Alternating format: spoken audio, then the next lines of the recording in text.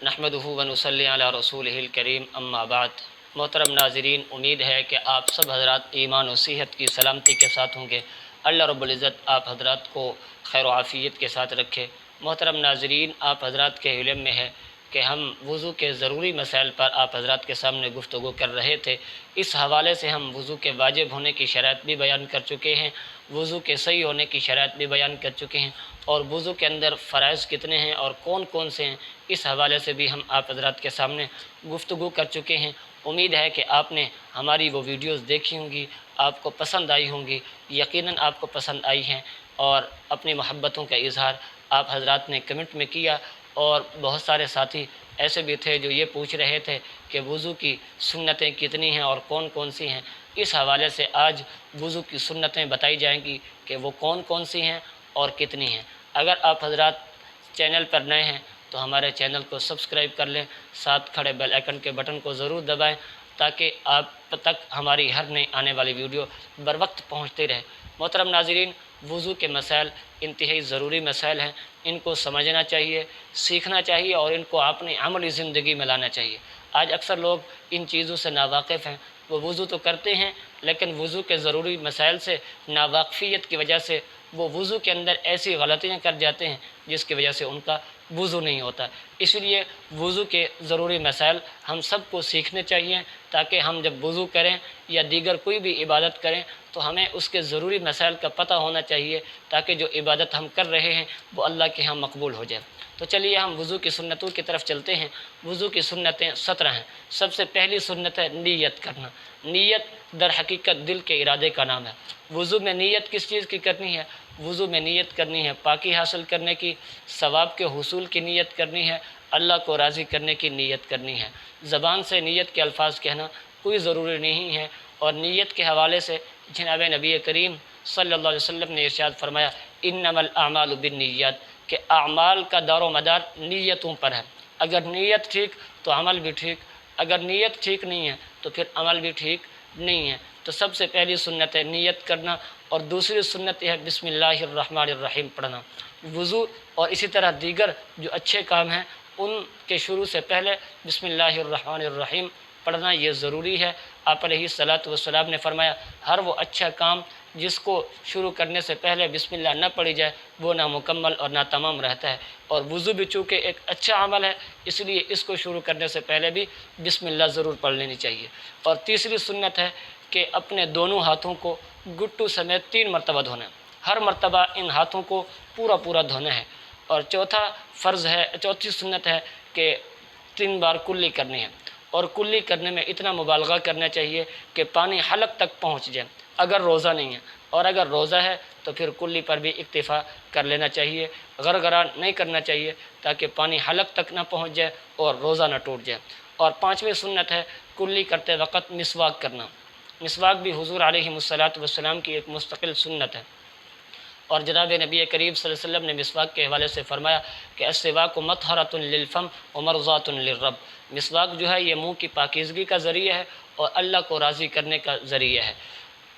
6ठी सुन्नत है नाक में पानी डालना।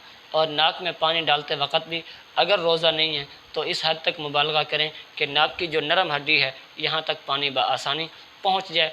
इसलिए कि नाक के अंदर बाल होते हैं और नाक के अंदर गलाज़त होती है जिसकी वजह से वो पानी नरम हड्डी तक नहीं पहुँच जाता है। इसीलिए सीधे हाथ के चुल्लू में पानी लेके नाक में डालने के बाद बाएं हाथ की छोटी उंगली को अपने नाक के अंदर घुमाना चाहिए ताकि अच्छे तरीके से सफाई भी हो जाए और पानी भी नाक की नरम हड्डी तक पहुँच जाए। और 7वीं सुन्नत है कि 3 बार मुँह धोना। मुँह कहाँ से धोना है? पेशानी से के बालों से लेकर थोड़ी के नीचे तक और एक कान की लू से दूसरी कान की लू तक 3 मरतबा मुँह धोना है। और मुँह धोते वक्त दाढ़ी का ख्याल करना है। अगर दाढ़ी घनी नहीं है, नीचे की जिल्द नज़र आ रही है तो फिर वो जिल्द का हिस्सा जहाँ बाल हैं वहाँ तक पानी पहुँचाना फ़र्ज़ है। और अगर दाढ़ी घनी है, नीचे की जिल्द नज़र नहीं आ रही तो फिर उन बालों तक पानी पहुँचाना फ़र्ज़ है जो जिल्द की तरफ हैं, चेहरे की तरफ हैं। और जो बाल ज़ायद है नीचे लटके हुए हैं उन तक पानी पहुँचाना फ़र्ज़ नहीं है। हाँ, जो बाल चमड़े की जानिब हैं और चेहरे के साथ लगे हुए हैं उन तक पानी पहुँचाना ये भी फ़र्ज़ है। और 8वीं सुन्नत है कि हाथों को कोहनियों समेत धोना। कोहनियाँ भी वज़ू के अंदर धोनी ضروری ہیں۔ اور نامی سنت ہے کوہنیوں تک 3 بار دھونے کے بعد اپنے ہاتھوں کی انگلیوں کا خلال کرنا، یعنی ہاتھ کے انگلیوں کے اندر جو نیچے گہرائی جگہ ہوتی ہے وہاں تک عموماً پانی نہیں پہنچتا، اسی لیے ان کو دھوتے وقت انگلیوں کا خلال کر لینا چاہیے۔ اور اسی طرح 10ویں سنت ہے کہ 3 مرتبہ پاؤں دھونے ہیں، اور پاؤں دھوتے وقت بھی پاؤں کو جو ایڑیاں ہیں ان کو دھونے کا خصوصی خیال رکھنا چاہیے، اس لیے کہ پاؤں کی جو ایڑیاں ہیں وہ نظروں سے اوجھل ہوتی ہیں، جس کی وجہ سے وہ پانی ان تک نہیں پہنچتا اور وضو نہیں ہوتا۔ اور اس کے بارے میں حضور علیہ الصلاۃ والسلام نے سخت وعید ارشاد فرمائی ہے، فرمایا کہ ویل للأعقاب من النار، ایڑی خشک رہ جانے والوں کے لیے ہلاکت ہے، اسی لیے ایڑیوں تک پانی خصوصیت کے ساتھ پہنچانا چاہیے۔ اور اسی طرح پاؤں کے انگلیوں کا بھی خلال کرنا چاہیے، اور پاؤں کی انگلیوں کا خلال کرنا ہے بائیں ہاتھ کی چھوٹی انگلی سے۔ اور وضو کی 11ویں سنت ہے پورے سر کا مسح کرنا۔ سر کا مسح کس طرح کرنا ہے؟